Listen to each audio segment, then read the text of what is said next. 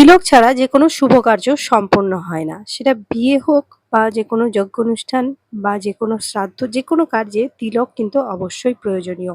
এবং বাড়ির নিত্য সেবা পূজার ক্ষেত্রে সন্ধ্যা দেওয়া, সন্ধ্যা আরতি বা দিনের বেলা ভগবানের সেবা যা কিছুই করুন না কেন নিত্য সেবার ক্ষেত্রে তিলক ছাড়া কিন্তু ভগবানের সেবা অসম্পূর্ণ থাকে। এই তিলক ছাড়া যেকোনো কিছু যজ্ঞ, দান, তপস্যা, জপ, হোম সমস্ত কিছুই কিন্তু ব্যর্থ হয়। কিন্তু তিলক ধারণ করে আমরা যদি এই সমস্ত কার্য করি তাহলে সেগুলো কিন্তু অনন্ত পুণ্য সম্পন্ন। তার কিন্তু কোনো সংখ্যা হয় না। তাই এই যে তিলক মানুষ ধারণ করে, তো এই তিলকের অর্থ কি? তিলক যেটা মানুষ ধারণ করে, এই তিলকের যে ওপরের যে দণ্ড দুটো সেই দুটো কিন্তু হয় ভগবানের চরণ, এবং নাকের ওপর যেটা থাকে সেটা কিন্তু ভগবানের চরণের তুলসী পাতা।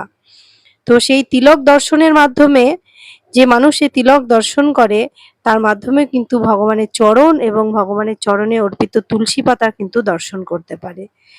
তো এর জন্য তিলক ধারণ কিন্তু অত্যন্ত আবশ্যকীয় বিষয়।